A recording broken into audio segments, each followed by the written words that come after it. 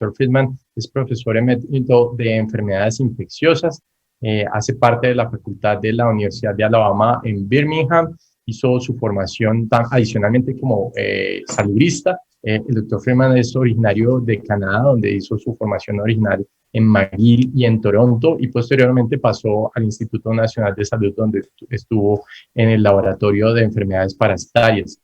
Yo tuve la fortuna de ser estudiante del Dr. Friedman en el curso que durante muchísimos años ayudó a codirigir junto con el Dr. Eduardo Gotuso, el curso Gorgas en Medicina Tropical Clínica, donde un énfasis muy importante es la medicina del viajero, área donde el Dr. Friedman es experto, y lo invitamos hoy para que nos contara acerca de las vacunas para el viajero. Esto está un poquito suspendido hoy en día con lo del COVID, pero realmente dentro de muy poco tiempo, de hecho ya se ha reactivado bastante los viajes, pues la vacunación será un elemento nuevamente fundamental ahora para los viajes nuevamente.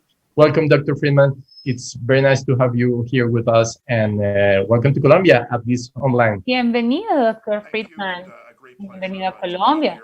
La verdad, me da mucho gusto estar aquí y verte una vez más, Jorge, y poder conversar con este grupo. Quiero dar una actualización sobre estas vacunas del viajero. Bueno, muy bien. Tengo mucho tiempo el día de hoy para hablar de todo lo que tiene que ver con las vacunas del viajero. Seguramente vamos a escuchar esto muchísimo por el COVID y voy a estar mencionando algunas otras cosas y también cómo podemos documentarnos un poco mejor sobre este respecto. Entonces, un par de cosas. Para mí, el COVID ha cambiado muchísimo, digamos que el espectro de viajeros, por supuesto. Entonces, por ejemplo, acá podemos ver algunos voluntarios para ayudar en el proceso de vacunación y la verdad espero que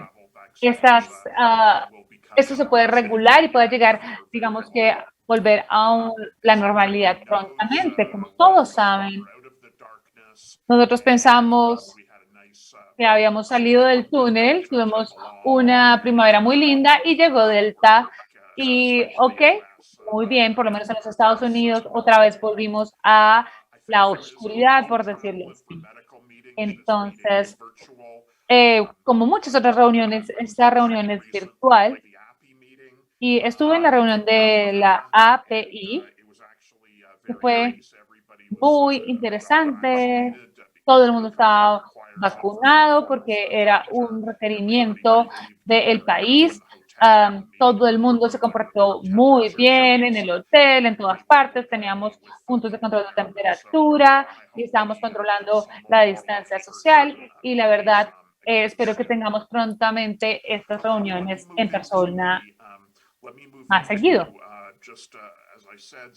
Entonces, quiero hablar de algunas vacunas muy particulares que de pronto está cambiando en este momento. Como algunos de ustedes pueden saber, en el 2018, la Organización Mundial de la Salud emitió un comunicado sobre la vacuna de la rabia y saber cómo era la posexposición y la preexposición para quien va a viajar. Entonces, en ese momento la Organización Mundial de la Salud o la OMS recomendó 2 dosis a la preexposición que estuvieran separadas por una semana. Idealmente tengo que decir que la vacuna tiene que ser intramuscular también. Y yo pienso que el cambio aquí es que la OMS está mostrando este régimen como para tener una inmunización total. Luego dicen que no se necesita ninguna otra dosis hasta que efectivamente se necesite cualquier otro refuerzo. Entonces, eso es muy diferente frente a lo que veníamos haciendo, por lo menos en los Estados Unidos. Y por supuesto, si uno tiene este régimen de 2 dosis, entonces, más o menos en unos 10 años, hay que revisar si no se ha tenido ningún tipo de caso de rabia, entonces no hay ningún problema con esto. Para algunos de ustedes puede ser que esto se está llevando hasta el extremo, porque la verdad no estamos tan seguros de lo que pase más allá de los 3 años, porque tenemos esta información, no la tenemos más allá de los 3 años que puede pasar, ¿no? Entonces tenemos que saber qué puede pasar con ese periodo de tiempo. Entonces, el CDC ha estado hablando este año un poco más de este régimen de la exposición profiláctica y estamos hablando de el régimen de 7 días para los viajeros, pero los viajeros están en una categoría de riesgo muy diferente de los demás. Pero cuando estamos hablando de los viajeros como en este momento, estamos en lo que el CDC dice, ok, si alguien se va a ir de viaje, entonces se le pueden dar 2 dosis, pero en algún momento hay que revisar qué ha pasado con eso. Entonces hay que mirar si antes de completar la primera serie, hay que mirar si efectivamente ha sido adecuado o si necesita una tercera dosis. Sin embargo, si no se quiere hacer esto o de pronto alguien va a salir de viaje o por lo menos va a durar mucho tiempo por fuera o no sabemos cuándo lo vamos a volver a ver, probablemente se puede revisar esta exposición al régimen desde 21 días hasta 3 años, ¿no? Entonces, una vez más, tendríamos que hacerlo más sentido en estas 3 dosis. Y efectivamente, se podría hacer como si se estuviera adaptando o tomando la guía anterior. Esto es muy interesante. Para los viajeros que han ido de pronto a algún lugar en particular, que puede ser en África o, no sé, o en Latinoamérica, ellos dicen para ese viaje, inmediatamente luego de 7 días, para viajes futuros, y eso lo hace muy efectivo porque efectivamente las personas que quieran viajar 1 o 2 veces en los próximos años, pues ya van a estar cumpliendo con el requisito. Entonces, ya si se recibieron las 3 dosis, no se necesita ninguna otra dosis. Y aquí tengo esto para aquellas personas que quieran revisar esto más adelante. ¿Cuáles son las categorías que tenemos en términos de viajeros, no? Entonces, tenemos, por ejemplo, algunas diferencias entre estas categorías. Entonces, quiero hablar un poco de encefalitis. Este es un virus que la verdad su primer brote estuvo en Asia, en particular en Europa Central. Y la razón por la que yo le quiero mencionar en este momento es que esta vacuna ha recibido la licencia por parte de la FDA. Entonces, es el departamento obviamente que regula los medicamentos de los Estados Unidos. Entonces, en este momento lo encontramos aprobada en los Estados Unidos, pero vamos a empezar a verla desde el 2022. En los Estados Unidos va a ser llamada Ticovax, que ha sido usada por muchos años en Europa. La verdad, la idea es que como Pfizer en este momento tiene ese nombre aprobado, entonces la guía para los Estados Unidos nos dice exactamente cómo hay que usarlos, pero básicamente son las personas que van a ir por periodos muy largos o hacer actividades al aire libre o donde, o por ejemplo, van a ir a escalar o van a ir a acampar o en unas áreas que son forestales, por ejemplo, en Europa en particular, pero también en China. También hay una ruta de transmisión que también se ha visto que puede pasar. También puede pasar con productos lácteos, donde de pronto sean consumidos sin pasteurizar. Entonces, estas series llevan más o menos unos 12 meses para poder desarrollarse y es un poco inconveniente para los viajeros. Entonces, en Europa esto se utiliza mucho, tener esta vacuna para efectivamente tener como una serie un poco más acelerada y para poder recibir esto dentro de 3 semanas. Entonces, eso se puede hacer funcionar. Otra vacuna de la que quiero hablar son aquellos viajeros que van hacia Asia, una vez más, un virus que está transmitido por los mosquitos de encefalitis, está todo lo que vemos en la parte verde oscura son las zonas endémicas y la verdad las personas que van a lugares, zonas urbanas, probablemente no tienen que estar preocupados.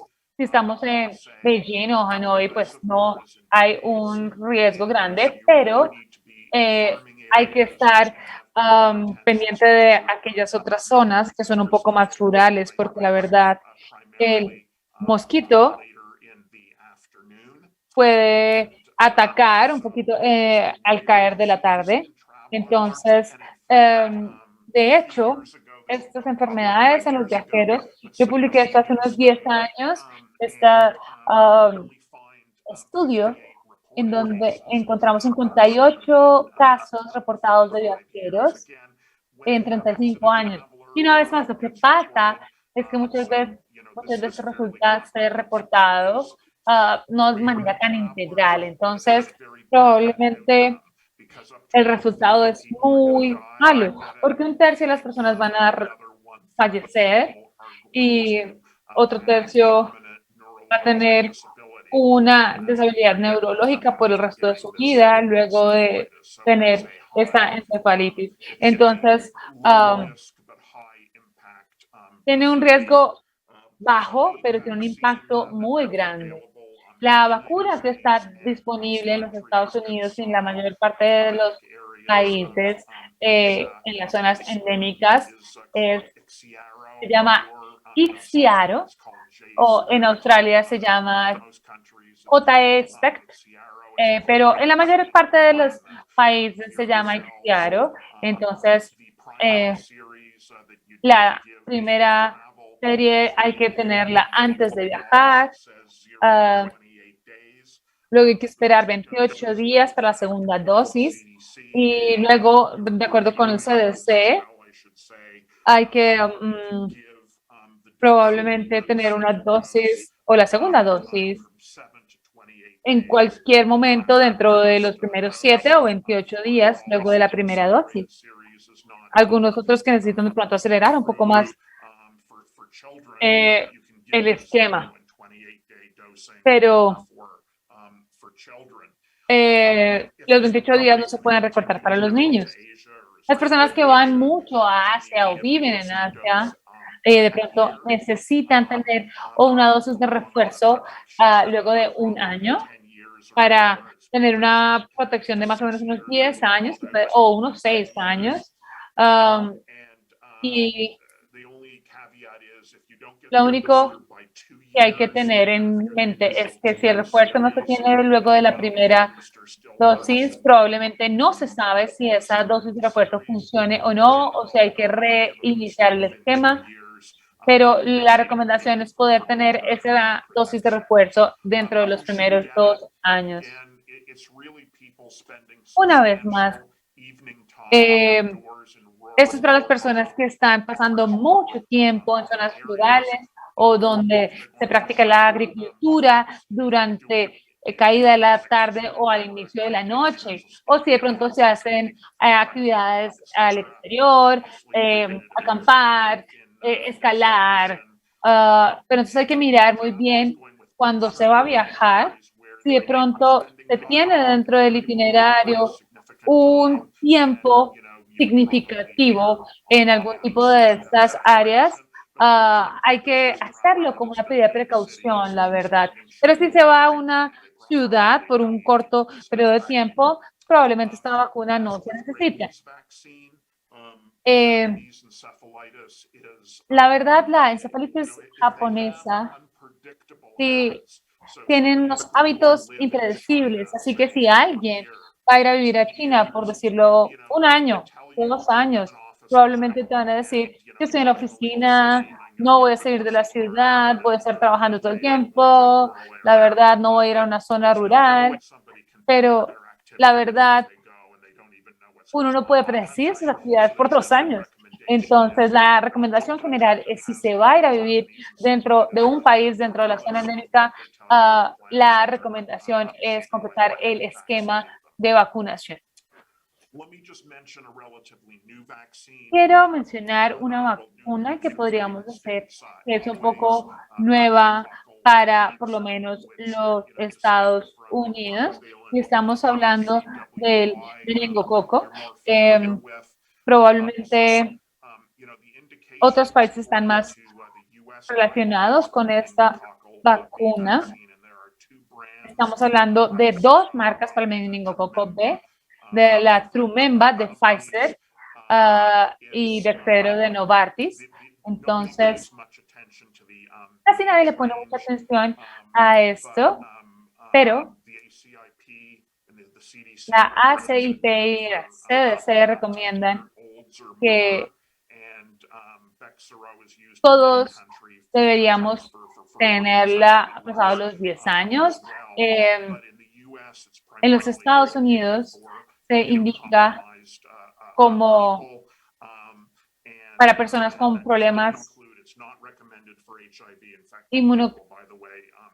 inmunes, la verdad, no se recomienda para los adolescentes, para las personas que están, digamos que en sus años de universidad, no se recomienda por el CDC para viajar. La verdad, es una enfermedad un poco extraña en los Estados Unidos y en casi todos los países, exceptuando algunos otros donde de pronto es un poco más notorio los brotes, pero se recomienda que los universitarios reciban su dosis, pero aún así es un poco limitado, ¿no? Estos casos que se han presentado. Una vez más, tenemos una enfermedad con un riesgo bajo, pero con un impacto muy alto. Entonces, Trumemba y Bexero están disponibles en los Estados Unidos. Entonces, la cepa que fue utilizada para esta vacuna es muy específica para los Estados Unidos y hay una variación entre país y país, pues entonces digamos que eso no quiere decir que probablemente esta cepa va a estar cubierta por la vacuna, ¿no? Entonces, si se mira este artículo que se publicó en el 2015, la verdad estamos mirando los brotes en pocos países. La verdad, nosotros no vacunamos a la gente, por ejemplo, en los Estados Unidos, donde no hay un brote significativo de alguna enfermedad. Nosotros no vacunamos toda la población, ¿no? Pero hay que revisar si, por ejemplo, hay una persona que vaya a visitar un país donde la situación está completamente diferente.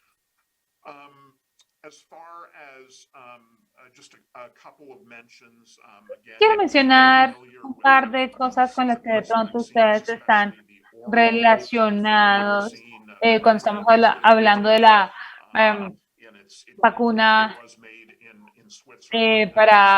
contra el cólera o la tifoidea. Entonces, la verdad, esto se ve como una solución en general. Y esto es más o menos lo que nosotros estamos mirando con el tema del COVID, ¿no? Entonces, Bactrim y Vivotif han sido descontinuadas en este momento. La verdad, no sabemos cuándo van a volver a retomar la producción de estas vacunas porque se están enfocando en el COVID. Y aquí es donde voy a empezar a hablar específicamente de la COVID. ¿Qué significa este certificado amarillo? Que se llama el ICVP, el Certificado Internacional de Vacunación. Entonces, ¿qué países reciben esto o no? Hay 150 países que usan algún tipo de cuarentena o algún tipo de excepción, algún tipo de cosas. Entonces, sí se ha recibido una vacuna contra el COVID cuando uno viaja. Entonces, lo que quiero decir en este momento es que está muy bien, digamos que documentar la vacunación que se ha recibido en contra del COVID y todo país debería tener algo similar. Y de hecho es importante saber qué países lo están aceptando y qué no. Muchos países aceptan un carnet nacional, pero va a discreción de la persona o del oficial si efectivamente acepta la evidencia de la vacunación o no. Así que las personas están pidiendo esta herramienta digital. De hecho, la Unión Europea ha puesto esto junto. Tienen una aplicación que se llama el Pase Verde Digital. Y la verdad, este es el término que ustedes van a ver en el futuro. Y esto quiere decir certificado digital de COVID. Entonces, la idea es, decimos que esta es una buena plataforma y que deberíamos usar la misma tecnología y el mismo tipo de plataforma para poder unificar y para documentar la vacunación que está ocurriendo en cada país, igual como el resultado de la última prueba que se haya hecho, ¿no? Entonces, la idea es que una entidad nacional pues pueda tener algo de ese estilo. Las personas extranjeras no pueden tener este pase digital dentro de la Unión Europea, pero estamos mirando, o la Unión Europea está mirando cómo puede resolverlo. Entonces, en algunos países hay muchas compañías privadas trabajando en plataformas digitales y eso está por todos lados. Por lo que yo quisiera decir que no hay una solución que todos los países acepten en este momento, ¿no? Pero la Unión Europea es un buen ejemplo de que se puede hacer algo así. No voy a ir en detalle para aquellos viajeros que van a ir a los Estados Unidos. Estos son unos tests que se pueden hacer cada uno de nosotros. Entonces, esto se hace a través de la telemedicina. Entonces, ellos ven cómo estás haciendo la prueba y de hecho se puede emitir un certificado que los Estados Unidos admiten. Estos son los dos criterios que se tienen que cumplir efectivamente para poder tener esto. La verdad, próximamente seguramente más países van a estar haciendo algo similar en el futuro. Muchas gracias por su atención y no sé si tenemos... Pues volvemos a introducir al doctor José Alejandro.